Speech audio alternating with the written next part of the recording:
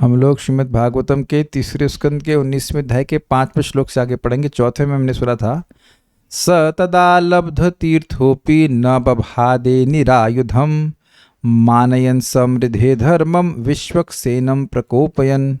स यानी कि वह दैत्य हिरणाक्ष, तदा उस समय, लब्ध तीर्थोपि मतलब उस समय का मतलब भगवान के हाथ से गदा,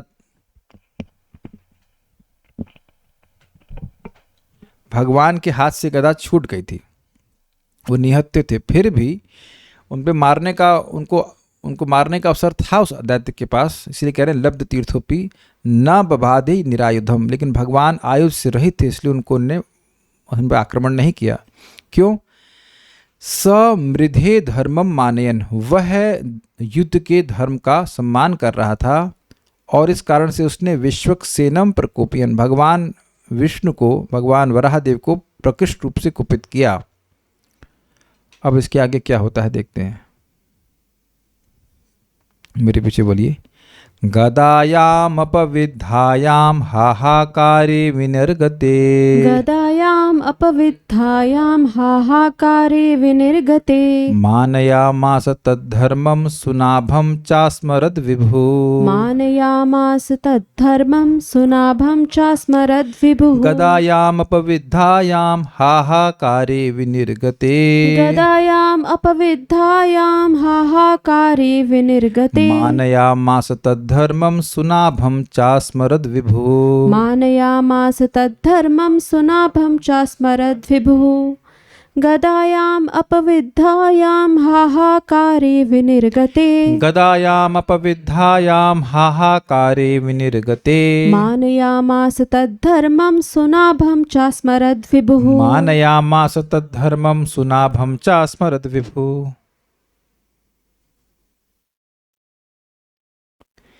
ज्यों ही भगवान की गदा भूमि पर गिर गई और देखने वाले देवताओं तथा ऋषियों के समूह में हाहाकार मच गया, त्यों ही श्री भगवान ने असुर की धर्म प्रियता की प्रशंसा की और फिर अपने सुदर्शन चक्र का आवाहन किया।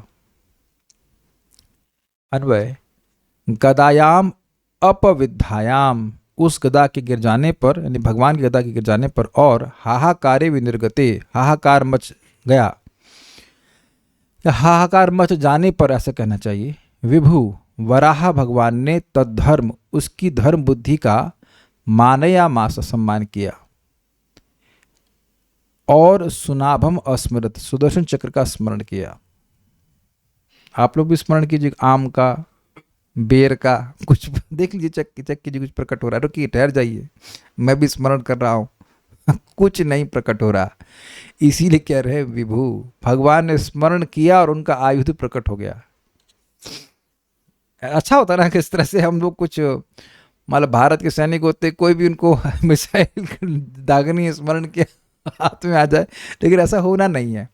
भगवान के संग बोल रहे हैं, क्योंकि देखिए गदा छूट गई है, हाहाकार मच गया है, और एक महान, क्या कहते हैं जो सामने वाले अपोनेंट को क्या बोलेंगे हिंदी में, प्रतिद्वंदी सामने है, फिर भी घबरा उबरा नहीं रहे, उसके धर्म की प्रशंसा कर रहे हैं और स्मरण कर रहे हैं अपने महान चक्र, अपने आयुध की प्रशंसा स्मरण कर रहे हैं। क्या? किसके धर्म को सम्मान कर रहे हैं? आप बताइए, किसके धर्म को सम्मान कर रहे हैं? पिछले श्लोक में कौन से धर्म का सम्मान किसने किया था? हिरणाक्ष ने धर्म का सम्मान किया था, युद्ध धर्म का सम्मान किया था, वह भगवान पर प्रहार नहीं किया था। तो इसी का सम्मान, इसी की प्रशंसा भगवान ने करी। गदायाम अपविद्धायाम, इस गदा के गिर जाने पर, हाहाकारे विनिर्गते, हाहाकार मच गया। कौन लोग हाहाकार मचाए? देवता ऋषि। हो सकता तो ब्रह्मा जी भी हल्ला कर रहे हो, हाय हाय हाय हाय क्या हो गया, ऐसा कुछ बोल रहे हो। लेकिन तद्धर्म मानयामास, उसके धर्म का सम्मान किया भगवान ने। किसने किया? विभु, जो सर्वसमर्थ है उन भगवान ने किया। और च सुनाभम च अस्मरत, और अपने सुनाभ मतलब जो सुंदर नाभि वाले हैं, अर्थात सुदर्शन का स्मरण भगवान ने किया कि अब सुदर्शन का चक्र चलाना है। बोलिए, माइक पूछिए। पिछले श्लोक में तो भगवान गुस्सा कर रहे थे, गुस्सा किए, देखिए यही बात है, गुस्सा किए, लेकिन सम्मान, उसने युद्ध धर्म का सम्मान किया, ठीक है, तो सॉरी गुस्सा की वो ठीक है, लेकिन फिर भी उसने युद्ध धर्म का सम्मान किया, उसका सम्मान कर रहे हैं। कहाँ तो हम लोग सुने हैं। जैसे तो आप लोगों ने शायद सुना होगा कि महाभारत में भी अभिमन्यु की वीरता का सम्मान ये लोग किया, यद्यपि ये लोग चीटिंग करके मार दिए थे 6 लोग मिलकर, फिर भी अभिमन्यु के युद्ध धर्म के युद्ध कौशल का वह सम्मान किए थे। कहीं और अन्यत्र भी ऐसा है, मुझे याद नहीं आ रहा कि है। हाँ, भीम ने भी मारा था सुकर्ण को मारे थे, और उसके बाद उनकी परिक्रमा की थी, क्योंकि वह विकर्ण था कि सुकर्ण था, आई एम सॉरी, विकर्ण को मारे थे, और उसके बाद वह उनकी परिक्रमा की, क्योंकि एक्चुअली वह दुश्मन नहीं थे, उन्होंने द्रौपदी के अपमान का विरोध किया था। यस, तो आप देखेंगे कि भाई कर्तव्य युद्ध करने का अलग बात है, क्रोध भी आएगा, लेकिन सम्मान भी होता है। असुर संग्राम में जाम्ब की प्रशंसा किए देवता, हमको पता नहीं इसके बारे में, होगा, मुझे नहीं पता इसके बारे में। सारार्थ कुछ छूट तो नहीं गया? नहीं, सारार्थ दर्शनी अपविद्यायाम, अर्थात जब भगवान वराह की गदा व्यर्थ होकर गिर पड़ी। व्यर्थ होकर क्यों? गदा का प्रयोजन ये था कि प्रतिद्वंदी को मार पाती, तो मार पाई नहीं, और चक्कर खा करके, याद है ना, ठोड़ी पे प्रयास किया था मारने का, और वो उसने गदा से रोक दिया, और चक्कर खा के गिर गई, तो कहने व्यर्थ होकर गिर पड़ी। तो देवता गण हाहाकार करने लगे। क्यों हाहाकार करने लगे? अगर आप देवता होते तो क्यों हाहाकार करते? क्या दिक्कत हो गई? माइक ऑन कीजिए, माइक हमारा, माइक पे तो कुछ लोग बोलने वाले होने चाहिए। हाँ, वरुण प्रभु कुछ कह रहे हैं, आए तो सही। मेहमानों का स्वागत प्रश्न से किया जाए। आप लोग बताइए कि हाहाकार करने की क्या बात है? कहीं भगवान पे अटैक करके भगवान को परास्त तो नहीं कर देगा? Okay, that is there, but और भी कोई कारण हो सकता है जो मैं सोच रहा हूँ, शायद आप लोग सोच रहे हैं कि नहीं सोच रहे हैं। वो तो कुछ नहीं, भय। अरे भाई एक चीज बताइए, भगवान के आयुधों का एक कॉमन गुण बता सकते हैं आप? बोलिए, माइक बताइए। अमोघता। वेरी गुड, अमोघत्व। जैसे कहते हैं ना, ये दवा राम बाण काम करती। राम बाण से क्या मतलब है? जैसे राम का बाण अमोघ है, चूकेगा नहीं, ऐसे ही भगवान के सारे अस्त्र हैं। तब ये कैसे व्यर्थ हो गई? भगवान की इच्छा से, भगवान की लीला की शक्ति सब कुछ करा सकती है, लेकिन वैसे भगवान का कोई भी अस्त्र अमोघ ही है। यहां शाल्व, अब थोड़ा इंटरेस्टिंग पॉइंट आ रहा है। यहां शाल्व के साथ युद्ध में श्री कृष्ण के हाथ से शारंग धनुष गिरने जैसी आशंका करना उचित नहीं। अब ये दशम स्कंद के 77वें अध्याय में हम लोग देखेंगे, बस थोड़ा ही समय है ना? आप लोग सब साथ में रहेंगे ना तब तक? 10th कैंटो 77 चैप्टर कुछ साल है, तो वहां पे बताया जाएगा। हम जानबूझ के उसको ज्यादा नहीं बोल रहे हैं यहाँ पे, तो सब लोग कहेंगे अरे वो तो पढ़ लिया, अब तो आना नहीं है, 10th कैंटो शुरू हो गया ना। 10th कैंटो के 77 चैप्टर में ये सब बातें और डिटेल में आएंगी। वहां भी भगवान के हाथ से शारंग धनुष गिर गया। लेकिन अब बड़ी इंटरेस्टिंग बात बोलने की, ये एक ही बात नहीं है। क्यों नहीं? देखिए, यहां हिरणाक्ष भगवान के पार्षद हैं।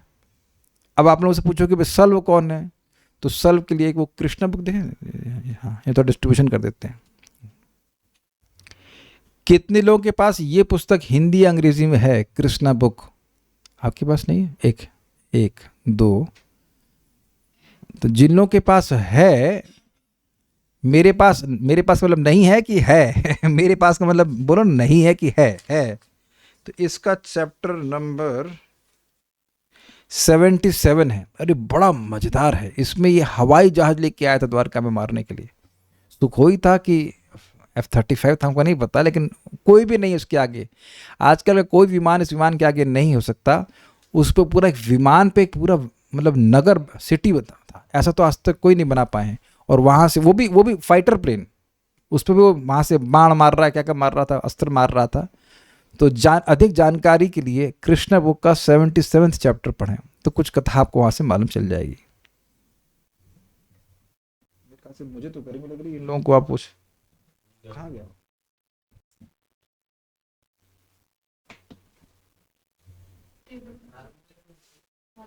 हाँ ठीक है। आप लोग कंबल कंबल चाहे तो ले लीजिए। तो अब वहाँ एक बात समझने वाली ये है कि शल्व जो है वो असुर है और वो भगवान का पार्षद नहीं है। तो वो कुछ युद्ध में वहाँ भगवान का सरंग धनुष गिर गया, वो गिर गया, अलग बात है, उसकी हम चर्चा हम नहीं कर रहे हैं, वो अलग है। यहाँ अलग चीज़ है, यहाँ पे भगवान अपने पार्षद से युद्ध कर रहे हैं। अब वो क्यों, उसको पढ़िए। यहाँ हिरणाक्ष भगवान के पार्षद हैं और भगवान के पार्षदों की शक्ति प्रायः भगवान के समतुल्य होती है, और जब बल समान हो तो गदा के हाथ से गिरने की असंभाव्यता नहीं कही जा सकती। ये क्या लैंग्वेज है? भगवान के हाथ, हाँ, भगवान के हाथ से गदा गिर जाना ये असंभव नहीं है। ये नहीं कह रहे कि संभव है, ये नहीं कह रहे हैं, ये कह रहे हैं कि असंभव नहीं है। मतलब एक पॉसिबिलिटी आ सकती है, इसमें आश्चर्य नहीं करना चाहिए, क्योंकि ऑलमोस्ट शक्ति वाले हैं। अब आप कहेंगे कि भगवान के समान शक्ति वाला कैसे कोई हो सकता है? सार्ष्टी का मतलब जानते हैं आप वेदवादी? सार्ष्टी मुक्ति में क्या होता है? बोलिए, जो भी मन में आ रहा है बोलिए। चलिए, अच्छा कोई बात नहीं। सालोक्य बोलिए, भगवान के लोक में रहना। Very good. सामीप्य, भगवान के समीप, और सारूप्य, भगवान के जैसा रूप, और सार्ष्टी, साष्टी, भगवान के जैसा ऐश्वर्य। तो जब भगवान इतने सारे पार्षदों को अपने जैसा ऐश्वर्य दे सकते हैं, तो अपने जैसा बल नहीं दे सकते? देखिए, वहां कोई झगड़ा नहीं भगवान के संग कि अरे मेरे जैसा बल हो जाएगा तो मेरे से ही लड़ने लग जाएगा, ऐसा कुछ नहीं है।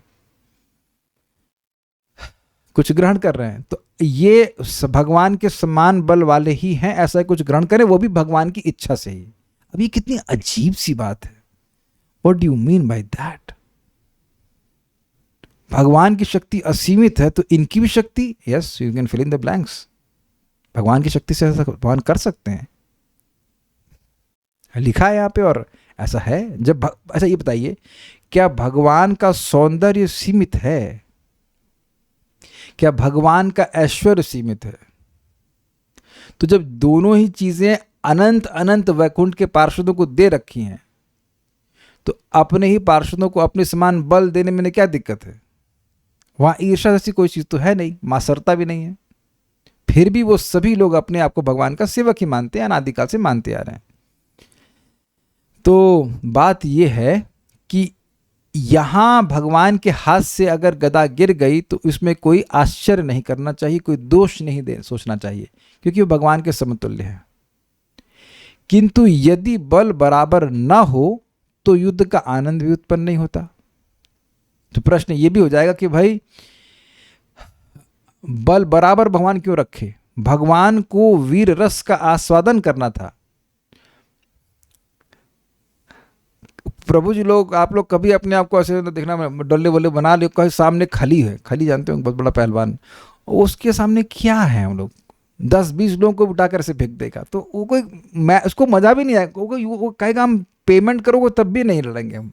कुछ ऐसा व्यक्ति होना चाहिए जो बराबर की लड़ाई हो, है ना?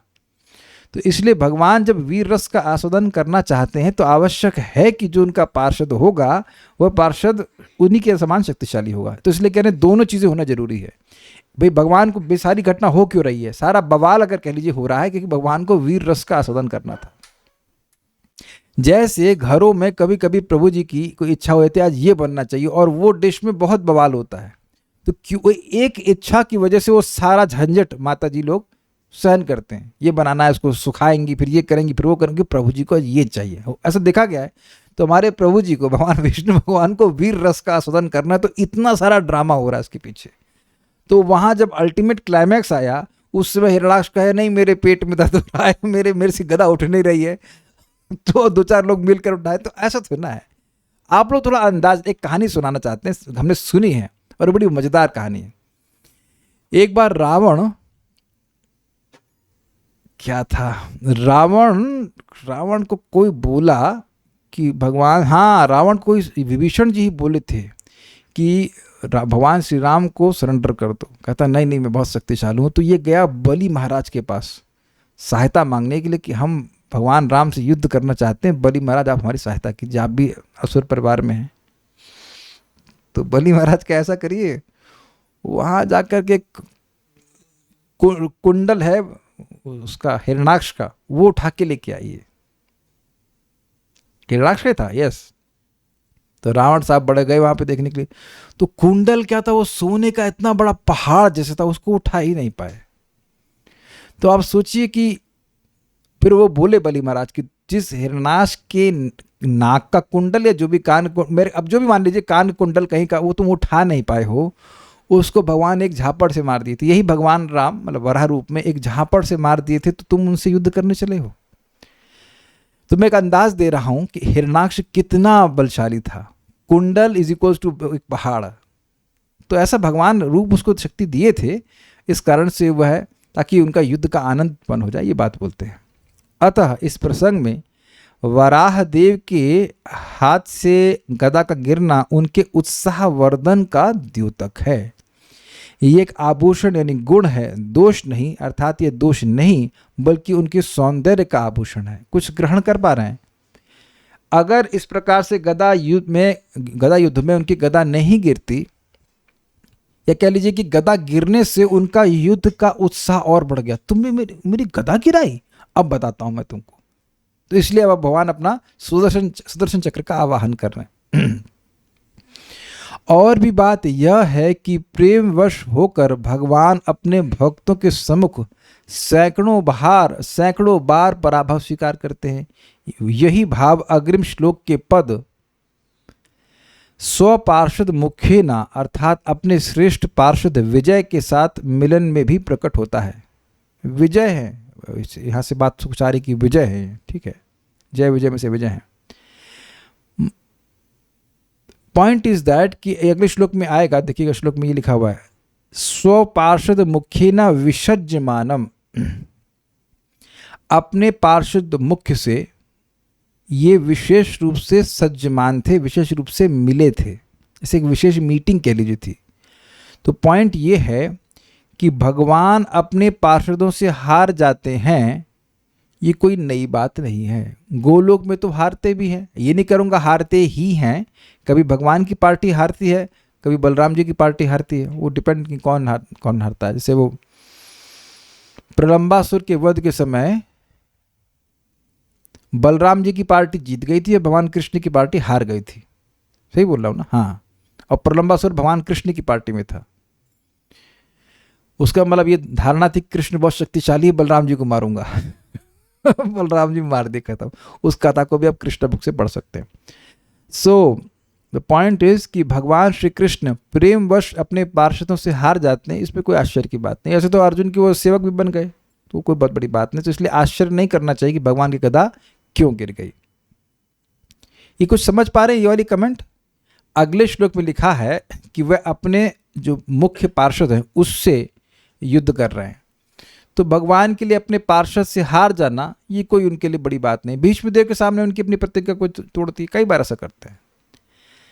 तथा सुनाभम च, यहाँ च अर्थात और शब्द के प्रयोग से यह भी स्पष्ट होता है कि भगवान ने पूर्व ही सुदर्शन चक्र और गदा का स्मरण कर लिया था। यह बात आसानी से समझी जा सकती है, लेकिन हमें नहीं लग रहा कि आसानी से समझ में आई है। So let's go back to the shloka. सुनाभम च अस्मरत विभु, लिखा है ना, उन सर्वसमर्थ भगवान ने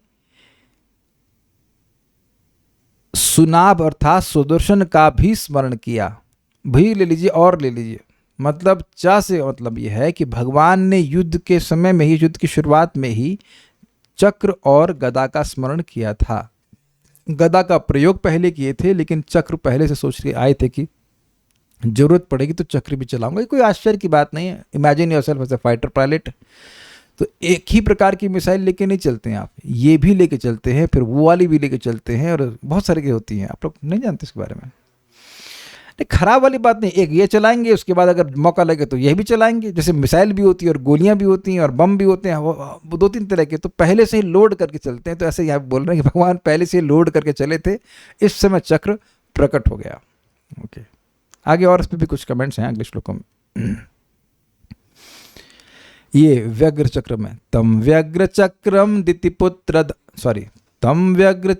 दितिपुत्राधमेना स्वपार्षद मुख्येन विसज्यमानम। तं व्यग्रचक्रं दितिपुत्राधमेन पुत्राधमेन। कुछ नहीं आ रहा ना सही में। त्यम व्यग्र चक्रम दितिपुत्राधमेन स्वपार्षद मुख्येन विसज्यमानम। तं व्यग्रचक्रं दितिपुत्राधमेन स्वपार्षद्मुख्येन विसज्यमानम्। चित्रावाचो तद्विदां खेचराणां तत्रास्मसन् स्वस्ति ते मुं जहीति। चित्रावाचो तद्विदां खेचराणां तत्र स्मासन् स्वस्ति ते मुं जहीति। कैसे बोला जाएगा ये श्लोक? पता नहीं कहाँ से जाने गूगली श्लोक है, हम समझ ही नहीं पा रहे कि क्या बोला जाएगा। किसी के कुछ हो उस पर धारणा तो बताइएगा। चलिए आगे उसको पढ़ लेंगे। नहीं सर, ट्राई कर सकता हूँ। तम व्यग्र चक्रम दितिपुत्राधमेन स्वपार्षद मुख्येन विसज्यमानम्। तं व्यग्रचक्रं दितिपुत्राधमेन स्वपार्षद्मुख्येन विसज्यमानम्। चित्रावाचो तद्विदां खेचराणां तत्र स्मासन् स्वस्ति ते मुं जहीति। चित्रावाचो तद्विदां खेचराणां तत्र स्मासन् स्वस्ति ते मुं जहीति। मजा नहीं आया, अलग है श्लोक। जब चक्र भगवान के हाथों में घूमने लगा और वे अपने वैकुंठवासी पार्षदों के मुखिया से, जो दिति के नीच पुत्र हिरणाक्ष के रूप में प्रकट हुआ था, खेलने लगे, तो अपने अपने विमानों से देखने वाले देवता इत्यादि प्रत्येक दिशा से विचित्र विचित्र शब्द निकालने लगे। समझ रहे? भगवान अभी भी मार नहीं रहे हैं। ऐसा नहीं कि चक्र चला दे गर्दन काट दे, घुमा रहे चक्र घुमा रहे। उन्हें भगवान की वास्तविकता ज्ञात न थी, अतः वे उद्घोष करने लगे, आपकी जय हो, कृपा करके इसे मार डालें। अब इसके साथ अधिक खिलवाड़ न करें। तो ये एक अद्भुत बात है ना। अब भगवान सामने हैं, सोचो जब भगवान सामने हैं, लीला कर रहे हैं, इन एक्शन, नॉट पिक्चर, तब लोगों की ऐसी स्थिति है, तो भगवान अगर विग्रह के रूप में हो और उनको लोग भगवान ना माने तो कौन से आश्चर्य की बात है। कुछ ग्रहण कर रहे हैं। इससे पहले भी कभी था, कौन श्रीमान मुकुंद दत्त प्रभु, श्रीला प्रभुपाद जी के शिष्य, वो इस पॉइंट को बोले थे। जब भगवान लीला कर रहे हैं तब लोग भ्रमित हो जाते हैं, और इतने बड़े बड़े कार्य कर रहे हैं फिर भी लोग भ्रमित हो जाते हैं कि भगवान हैं या नहीं हैं, है ना। तो जब भगवान मूर्ति के रूप में हैं तब तो और नहीं मानेंगे अगर शास्त्र श्रवण ना करें। और अमेजिंग है कि देवताओं को शास्त्र नहीं आता है, शास्त्र भी आता होगा, लेकिन ऐसी भगवान लीला कर रहे हैं, ऐसा करते ही हैं कि भ्रम हो जाता है कि अरे लग रहा है जो शत्रु है वो असुर है, वो अधिक बलशाली है। दिल परेशान हो जा रहे हैं, इसलिए कह रहे हैं जय हो जय हो। मतलब उकसा रहे, मारिए इसको, मारिए, खत्म करिए इसको, खिलवाड़ मत करिए। क्योंकि अब एक और पॉइंट यहाँ पे आ रहा है ना कि ये अभी भगवान से युद्ध कर रहा है। अभी ऐसा कुछ क्लियर नहीं हुआ है कि साएं बायला आ गई हो। ऐसा लग रहा है कि अभिजीत मुहूर्त अभी भी चल रहा है, जो मेरी अंडरस्टैंडिंग है। उसमें उसने गदा गिरा दी। अरे आप सोचिए ना, मैच किधर जाएगा। उसमें जब उसने गदा गिरा दी, जबकि मुहूर्त इसके अगेंस्ट है, तो जब समय इसके अनुकूल होगा तब ये कितना मतलब बलशाली हो जाएगा। आप बताइए, अगर आप देवताओं की पार्टी में होते तो किस में सट्टा लगाते आप? तो यहाँ देवता जो है, सट्टा लगाना नहीं चाहिए, आई एम सॉरी, बट एक होता ना कि किस पे बेट, इंग्लिश में कहते हैं ना, on whom you will bet. गदा गिर गई है, तो हल्ला तो यही था कि भगवान शक्तिशाली हैं, लेकिन गदा गिर गई है, और उस समय गिर गई है जो अभी तक ऐसा महसूस हो रहा है कि वह साएं की बेला नहीं आई है। इट सीम्स, क्योंकि अभी तो ब्रह्मा जी बस बोले हैं ना कुछ श्लोक पहले, तो हमका 4 श्लोक बोलने में तो ना बेला चेंज हो जाएगी। इतने सब कुछ हो गया। और भगवान, देखिए अमेजिंग बात है कि ऐसा भी अभी तक ऐसा लग रहा है कि भगवान गदा फिर नहीं उठा रहे हैं,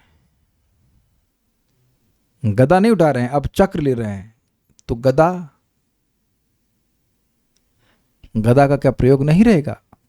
हमको नहीं पता कि क्या होने वाला है। हम जानबूझ के आगे नहीं पढ़ रहे हैं, मतलब नया याद रखने का प्रयास कर रहे हैं। I want to keep suspense कि क्या होगा, दोबारा गदा से क्या करने वाले हैं।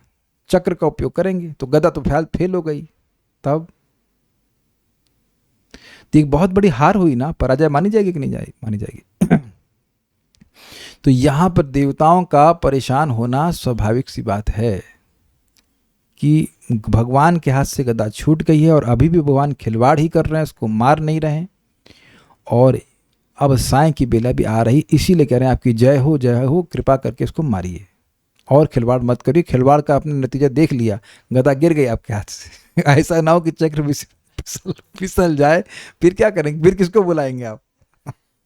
कह रहे ऐसा तो नहीं बोल रहे होंगे, लेकिन बोल रहे हैं, लेकिन एक डर, मतलब एक डर की बात है ना कि ऐसा ना हो कि चक्र भी ना काम करे। ओके।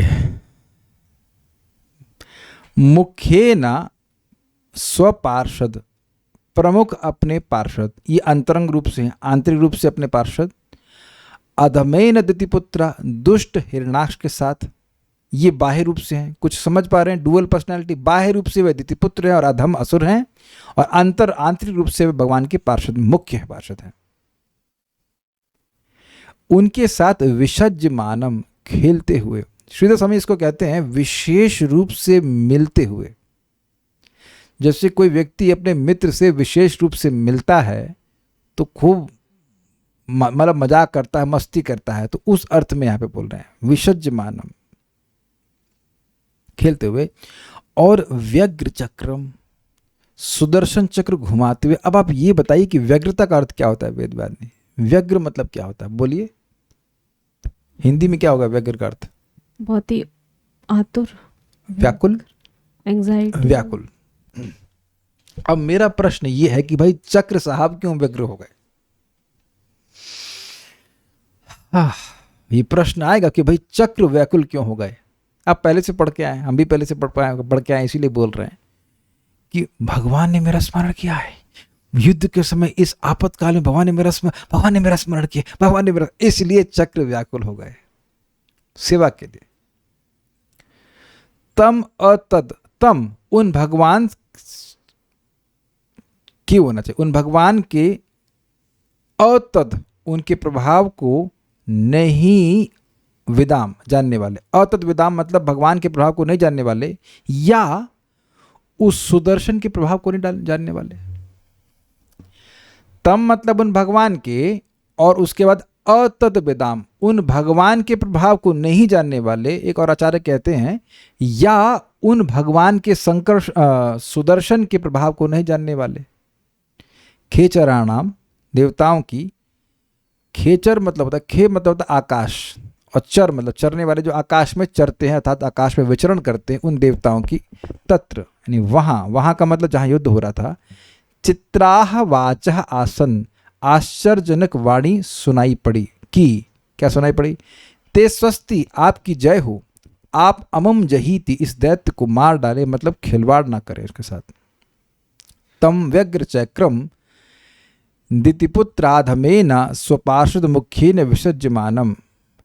तम उन भगवान को, व्यग्र चक्रम जो व्याकुल चक्र को धारण किए थे, यानी सुदर्शन चक्र को धारण किए हुए थे, जो दितिपुत्र अधमेन, जो अधम दिति के पुत्र के साथ, या अपने स्वपार्षद मुख्य के साथ, विसज्यमानम जो उस प्रकार से खेल रहे थे, उनको चित्राह वाचा, विचित्र वाणी में, अतद्वेदाम जो भगवान के या भगवान के सुदर्शन चक्र के शक्ति को नहीं जानते थे, ऐसे खेचराणाम देवताओं के द्वारा, तत्र वहां, स्म जो वहां पर उपस्थित थे, आसन स्वस्ति, स्वस्ति आसन, आसन का अर्थ लिया था आ मतलब समन्ताद अर्थात सब ओर से, और सन मतलब हुआ, वो सभी लोग हर तरफ से स्वस्ति वाचन करे। ते स्वस्ति, आपकी जय हो। उधर से बोलिए, माइक बोलिए, आपकी जय हो, आपकी जय हो, आपकी जय हो। आप बोलिए उधर से। इतना टाइम लेंगे तो उतने में तो सब गेम हो जाएगा। हाँ, ऑन करिए, आपकी जय हो। आप मेरी बोल रहे हो ऐसे बोलो भगवान की। जैसे मान लो यहाँ पे भगवान सामने खड़े, तो आप सब लोग बोलिए, आप एक साथ बोलना शुरू कीजिए, माइक ऑन कीजिए। आपकी जय हो, आपकी जय हो। ये very good, now you got it. आप मतलब समन्तात, आप लोग उधर से बोलना शुरू कर दीजिए, आपकी जय हो। समझ के बात? तो ये जय हो सब तरह से। अब आपने देखा कि अभी हम लोगों ने किया तो एक अजीब सी बात हुई थी, ये एक यूनिसन में नहीं बोल रहे थे लोग, जरूरी नहीं कि यूनिसन में हो, सब लोग बोल रहे जय हो, जैसे आपने देखा होगा कि जय जयकार होती है। तो मतलब इसको थोड़ा समझिए, अगर आपने कभी रेसलिंग देखी है तो जब, अभी मत कहना हमारी नहीं देखी है, हो सकता तो आपको ये दूध की धुले, हमने तो देखी है भाई, हम क्या झूठ नहीं बोलते। तो जब कोई उनका अपने तरफ का पहलवान पिट रहा होता है तो जो मतलब टीम में क्षमा कीजिएगा, जो ऑडियंस नहीं है, ऑडियंस बोल सकते हो बट हाँ वो सपोर्टर कर लीजिए, तो सपोर्टर्स को चीयर अप करते हैं, ये ऐसे ओ हाँ करते हैं, तो वह भी उत्साहित होता है, फिर वो दूसरे वाले को, विपक्ष को मारता है। तो ये परंपरा भगवान के साथ चली आ रही है। तो ये ओरिजिनल युद्ध हुआ यहाँ पे, और यहाँ पर वो लोग चीयर अप कर रहे हैं, जय हो, मारो मारो मारो मारो बोल रहे हैं, अमुम जहीती, मारो मारो उसको मारो करके जय हो और मारो के नारे चल रहे हैं। तो ये सब है, देखा संस्कृत में भी है सब ओरिजिनली वहीं से चल रहा है। देखो जो भी रस आप इस जगत में ले रहे हैं वो सब मिलता है भगवान की लीला में। श्रीधरी व्यग्रम अर्थात व्याकुल चक्र। और व्याकुल चक्र क्यों थे चक्र व्याकुल, उसको हम सारार्थ दर्शनी में समझेंगे, अभी देख लेते हैं। विसज्जमान अर्थात विशेष रूप से संग को प्राप्त। इसको देखिए ऐसे तोड़ा जाएगा, सज्जमान मतलब आसक्त या मिलना, संग प्राप्त करना, संग मतलब आसक्त, और विसज्जमान मतलब विशेष रूप से सज्जमान, विशेष रूप से संग को प्राप्ति के। इस बात को हम लोग कम समझ पाएंगे, क्योंकि किसी एक व्यक्ति से बहुत ज़्यादा प्रेम करने की एक्सपीरियंस बहुत कम है। ये है जगत में आजकल, कलयुग में तो और कम होता जा रहा है। तो भगवान अपने पार्षदों से कितना प्रेम करते हैं उसकी हम लोग कल्पना नहीं कर सकते। बेसिकली असीमित प्रेम करते हैं एक एक पार्षद से। तो अब इनका पार्षद वैकुंठ से यहाँ इस सड़ेल जगत में आया है, इन रॉटिंग बॉडीज, है ना, और वो उनकी इच्छा को पूरा करने के लिए आया है। तो भगवान भी उनके पीछे पीछे ही आ रहे हैं, ये बात ध्यान रखना होगा। तो भगवान अपने पार्षद से मिल रहे हैं, there is a sense of separation also. अब इसको आप महसूस कर पा रहे हैं कि नहीं? तो ये भगवान बड़े प्रसन्न है अपने पार्षद से मिलने के द्वारा, इसीलिए कह रहे विसज्जमाना। अतद्विदाम अर्थात उन भगवान के प्रभाव को नहीं जानने वाले। कौन नहीं जानने वाले? देवतागण। आसन, आ अर्थात समन्तात, समन्तात मतलब सब ओर से, अर्थात सभी दिशाओं में। सन जो थे अर्थात सभी दिशाओं में स्थित देवताओं ने भगवान से कहा, क्या कहा? जय हो, मारो मारो, ऐसे करिए, मारियो मारो मतलब मारिए मारिए, इसको मारिए इसको मारिए। क्रम संदर्भ, वह बाह्य रूप से दिति का पुत्र था किंतु आंतरिक रूप से भगवान का पार्षद था। अब इससे कुछ गंध आ रही है उस प्रश्न की जो किसी भक्त ने पूछा था, हमको याद नहीं किसने पूछा था, कि क्या इन लोग को स्मरण था कि ये पार्षद हैं? इसमें भी कुछ क्लियर नहीं आ रहा है, लेकिन कुछ कुछ ऐसा इंडिकेशन लग रहा है जीव गोस्वामी जी के अनुसार, कि ऐसा लग रहा है या ऐसा वो कह रहे हैं कि बाह्य रूप से तो वह दिति का पुत्र था और आंतरिक रूप से वह भगवान का पार्षद था। अब आगे और कुछ क्लियर होगा तो आप समझ रहे मैं क्या कहना चाहता हूं। यह भी हो सकता है कि उसको स्मरण हो कि मैं भगवान का पार्षद हूं। It may be a possibility में मैं कुछ क्लियर कट नहीं कह सकता, लेकिन इससे कुछ डेरिवेशन आ रहा है, एक हिंट आ रहा है। Hint is not conclusion. अभी भी मैं डाउटफुल ही हूं कि क्या कितना वो स्मरण कर रहे थे। अब एक इंटरेस्टिंग बात है, एक अन्य पाठ में दितिजा अभिदेना प्राप्त है। यहां पे लिखा है दितिजा अधमेना, श्लोक में एक पाठ है दितिजा अभिदेना। अभिधा का मतलब नाम से, अभिधा मतलब नाम, अभिधीयते परब्रह्म अभिधीयते इति राम पदे नासौ परब्रह्म अभिधीयते रमन्ते योगिनोऽनन्ते सत्यानंद चिदात्मनि इति राम पदे नासौ परब्रह्म अभिधीयते।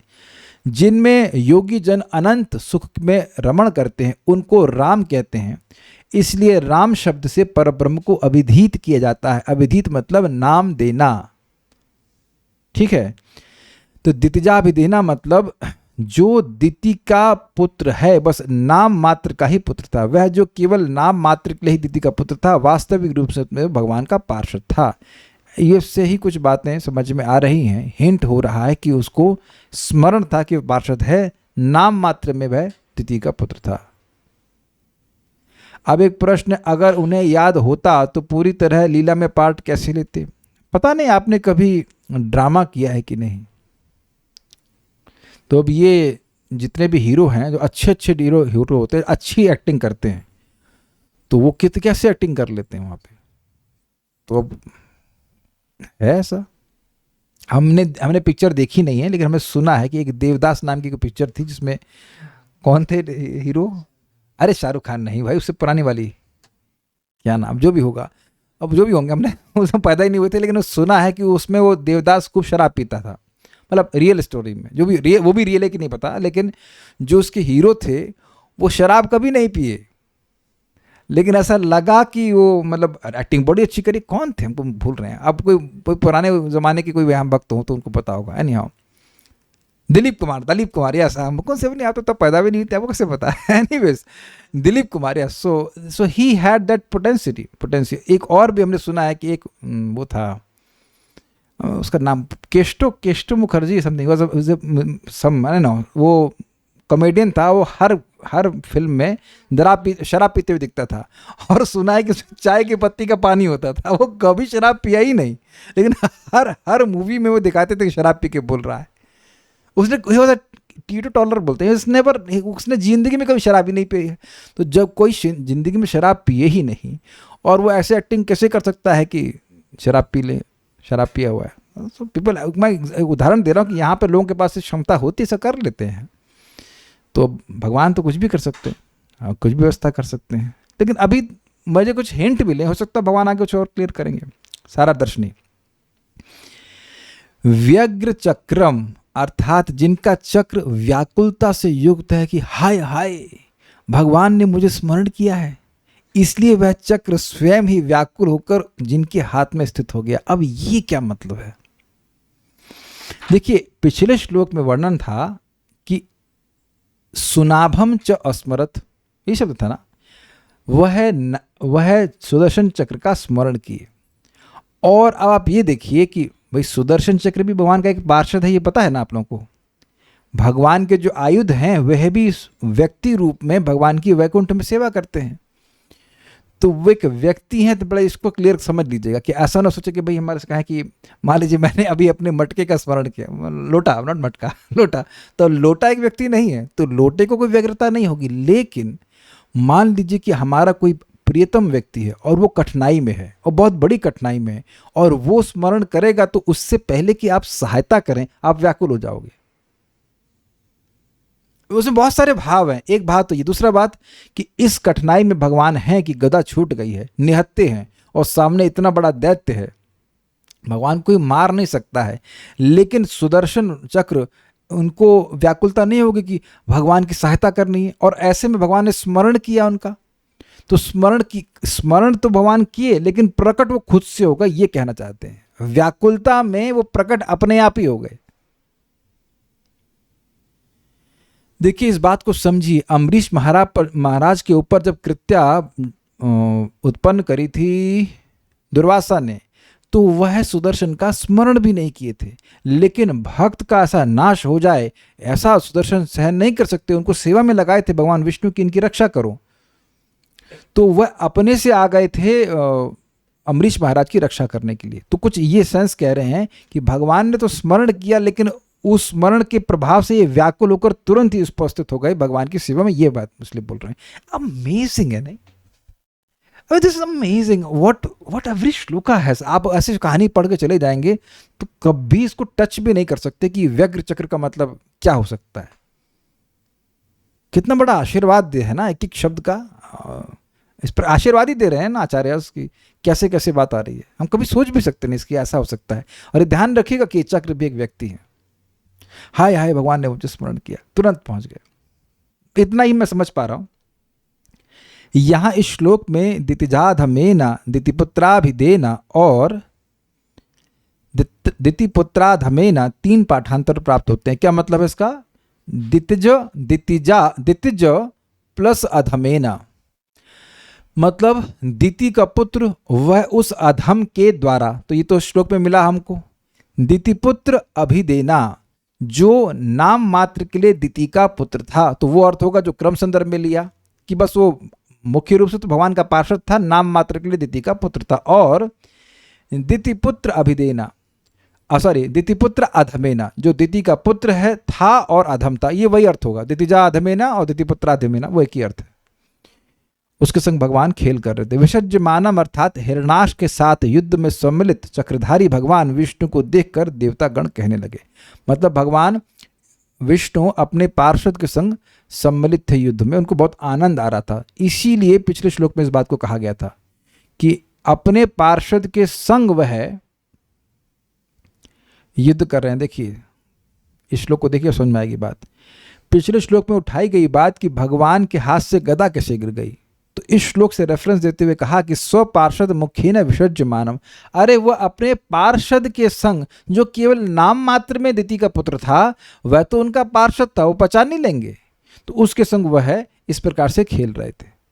कुछ समझ रहे हैं बात? फ्रेंडली मैच हो रहा था। यद्यपि बाह्य रूप से लग रहा है कि बहुत मारा मारी हो रही, एक दूसरे को जान से मारने का प्रयास कर रहे हैं, लेकिन ये फ्रेंडली मैच। भाई फिल्मों में भी दिखाते हैं ना, इसने उसको गोली मार दी, उसने उसको गोली मार दी, हम कभी आपने देखा है उन लोग की जो फिल्मों में दिखाते हैं जो घूंसा है वो कैमरे पे आता है। Have you noted? तो अब देखिए इफेक्ट देखिए, तो ऐसा देखें ना आप लोग, तो ऐसा लगेगा कि मुंह पे मार रहे हैं, लेकिन मुंह पे नहीं मार रहे हैं, वो कैमरे पे। हम इमेजिन कर लेते हैं कि वह मतलब मार रहे हैं। हम काफी रिसर्च किए इसके, ऐसा कैसे? तो अब सही बोला है ना, तो अब ऐसा लग रहा है कि ये लोग जान से मार रहे हैं, और यही देवताओं को भी लग रहा है। लीला ऐसी ही चल रही है कि दूसरे को जान से मार देंगे, लेकिन भगवान तो अपने पार्षद मुख के संग विसर्जमानम। एक बड़ी अच्छी बात है कि देखिए भगवान कभी अविद्या से ग्रसित नहीं होते हैं। He sees you because he can see you. वह हमें देखते हैं क्योंकि वह हमें देख सकते हैं। दिस इज़ वेरी एनकरेजिंग, और इसीलिए भगवान हमें रिजेक्ट नहीं करते, बार बार चांस देते रहते हैं, क्योंकि वह अपने सेवक को देखते हैं, या सेविका को, जो भी ले लीजिए आप अर्थ, वो ये देखते हैं कि ये सेवा करने के लिए आया है। That much only he sees. यद्यपि वो सब कुछ देख सकते हैं। यहां पर देवता हाहाकार कर रहे हैं, और उनके लिखा है अतद्विदाम, वह भगवान को नहीं जान रहे हैं, और यह भी नहीं जान रहे हैं कि भगवान अपने मुख्य पार्षद के संग खेल रहे हैं। क्या लिखा है यहां पे? नहीं, ऐसे लग रहा नहीं जानते हैं। नहीं लिखा, नहीं क्या लिखा है आपको देखने? लिखा ऐसा लग रहा है कि अपने मन से बोल रहा हूं। लिखा है ना अतद्विदाम। नहीं जान रहे हैं भाई, नहीं जान रहे हैं, तो तभी तो परेशान हो रहे हैं। अगर मालूम होता कि भाई ये तो आपस में मित्र हैं, and like suppose you watch a movie, आपको पता ही कोई नहीं मर रहा है, तो you don't invest your emotions there ना। लेकिन यहाँ रास्ते में कोई लोग लड़ रहे होंगे, तो अगर आपको मान लीजिए भाई उसमें होता, तो यहाँ देवता लोग के इमोशंस इन्वॉल्व हो गए, नहीं समझ पा रहे हैं। अगर देवता समझ गए होते तो भगवान की लीला ही क्या होती? फिर भगवान की लीला में दम ही क्या रहता? फिर अगर देवता समझ गए तो फिर क्या फायदा हुआ? क्या श्लोक है 1.1.1? मुह्यंती यत सूरयः, भगवान की लीला के संबंध में देवता क्या ब्रह्मा जी भी मोहित हो जाते हैं। जब भगवान अपने क्या ग्वाल बालों के संग, ग्वाल बालकों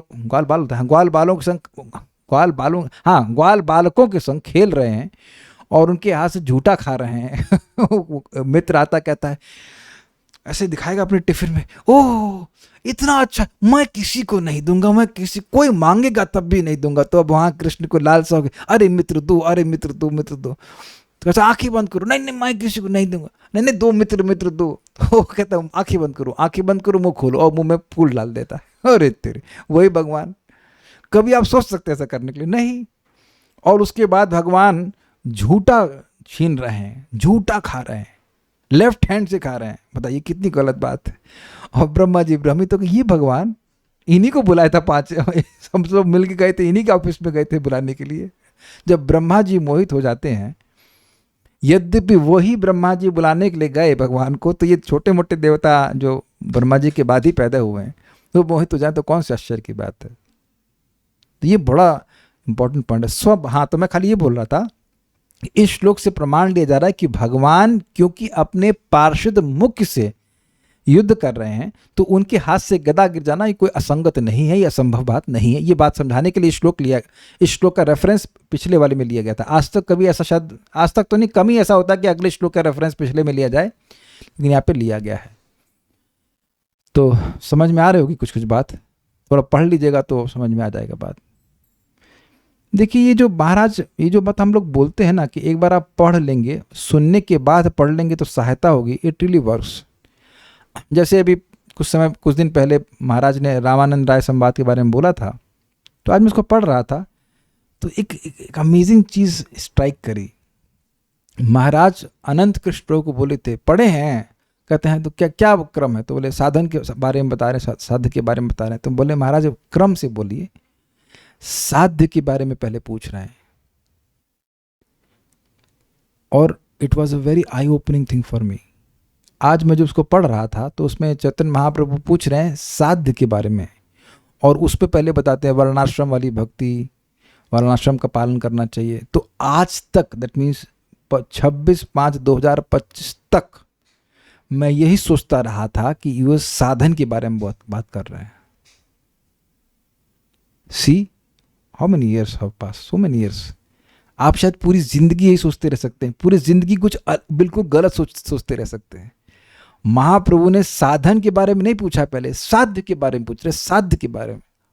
अब वो तो हम जब चैतन्य चरितामृत पढ़ाएंगे तो समझ में आएगा बात, लेकिन दैट्स वेरी अमेजिंग। जीवन के लक्ष्य के बारे में पहले पूछ रहे हैं।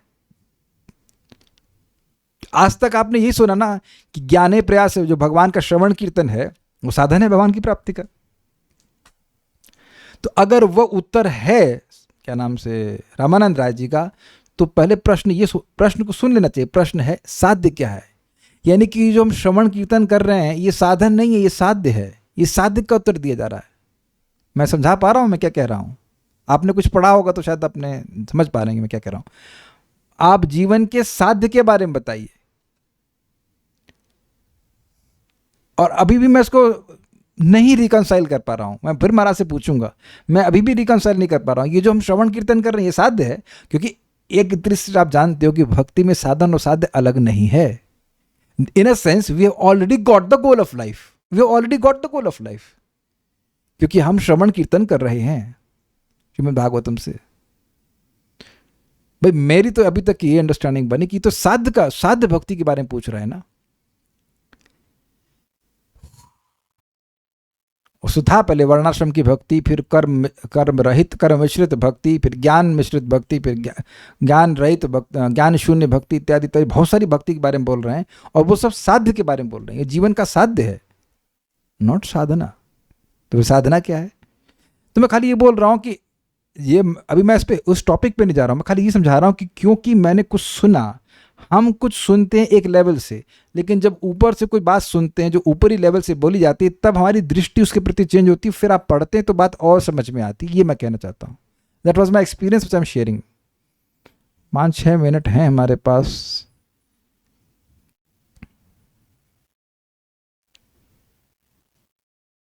इसको कल ले लेंगे, या एक छोटा है, बोल भी नहीं पाएंगे फिर, तो यहाँ रुक जाते हैं। आज हमने बहुत अच्छी बातें पकड़ी हैं। देखिए जब हम श्लोक ले लेते हैं ना तो उसमें बहुत सारी बातें ऐसी होती हैं जो बड़ी सूक्ष्म होती हैं, तो उनको थोड़ा सा दोबारा पढ़ेंगे तो समझ में आएगी। आज एक बात थी कि भगवान के हाथ से गदा छूट गई, तो ये बहुत बड़ी घटना है। ये कोई छोटी मोटी घटना नहीं। जैसे मान लीजिए बोले वो लोई बाजार में एक परमाणु बम गिर गया तो ये कोई छोटी घटना नहीं है ना? ये कोई छोटी घटना है क्या? और कोई कहे कि लोई बाजार में परमाणु बम गिर गया और मैं यहाँ क्लास दे रहा हूँ 3 किलोमीटर दूर, तो आप देख रहे हैं ये एक अजीब सी बात होगी ना। ये भगवान का अमोघ अस्त्र पहली बात तो विफल हुआ और उनके हाथ से छूट गया। ये सब कैसे संभव हो पाया? तो इसका लिंक हमने सुना था श्लोक क्रमांक 6 से है कि भगवान अपने पार्षद मुख्य से वह युद्ध कर रहे थे। आई कन्फर्म कि वो विजय वाला शब्द है कि वो विजय ही हैं, मैं फिर से देखना पड़ेगा कि विजय है कि नहीं, बट आई सी दैट। सो इतना ही पढ़ते, कुछ प्रश्न किसी बात का है तो हम देख लेते हैं। क्या ये व्याकुलता इस भाव से भी कह सकते हैं कि ऐसा क्या हो गया कि मेरी जरूरत आन पड़ी? अरे तेरे मूड खराब कर दिया। ये खराब बहू नहीं है भारत की। अरे काहे को बुला लिया हमको रोटी बनाने के लिए, मैं अपना फेसबुक चला रही थी समथिंग ऑफ दैट। अरे ऐसे नहीं है भाई ऐसा नहीं है। ये भगवान की सेवा के लिए व्याकुल है। ऐसा क्या पड़ गया कि मुझे बुला लिया नहीं भाई, ये भावना नहीं। यहाँ व्याकुलता अलग प्रकार की। अच्छा खासा मैं सो रहा था, डिस्टर्ब करा लिया आपको, ऐसा नहीं है भाई, ऐसा नहीं है। इस प्रकार की भाव नहीं होता है। भक्त लोग बहुत आग्रही होते हैं कृष्ण की सेवा करने के लिए। जैसे जैसे हमारी भक्ति बढ़ेगी, आप देखेंगे कि कोई भी सेवा करके आप कभी संतुष्ट होंगे ही नहीं। You will like to serve more. कोई भी सेवा पकड़ेंगे ना, आपको और सेवा करने की इच्छा होगी, और सेवा करने की इच्छा होगी। ये नहीं कि ये क्या जरूरत पड़ गई कि हमको बुला लिया। भगवान का वार खाली गया, ये भी बड़ी बात है ना। हाँ यही ना बात है, अजीब सी बात है। जैसे कि आप वो देख लीजिए ना कि हम लोग तो हर बात, हम लोग का नाम ही, भगवान का नाम रण छोड़, और हमारा नाम क्या होना चाहिए? बद छोड़ कुछ बात बोलेंगे कल तक, अरे सॉरी अरे सॉरी। तो भगवान ने कोई बात छोड़ दी कि वे हम युद्ध में अपना अस्त्र नहीं उठाएंगे, अस्त्र उठा दिया, ये बहुत बड़ी बात हो गई। तो थोड़ा सा समझना चाहिए। ही वॉज एक्सट्रीमली हैप्पी कि भगवान ने याद किया सेवा के लिए ना, यह भी नहीं है। व्यग्र शब्द है, व्यग्र। Happy is not the word, happy नहीं है। मतलब देखिए, बात समझने का प्रयास कीजिए। भगवान कठिनाई में है तो भगवान ने स्मरण किया चक्र को, तो वो व्याकुल हो गए। बस अब हम उसको और कैसे समझाएं? भगवान से अतिशय प्रेम है और व्याकुल हो गए। उतावला, व्याकुल, व्यग्र। हाँ, तो ये सब मनन के लिए छोड़ दे रहा हूं आपको। इस श्लोकों पर थोड़ा सा विचार कीजिएगा। You can digest them tonight.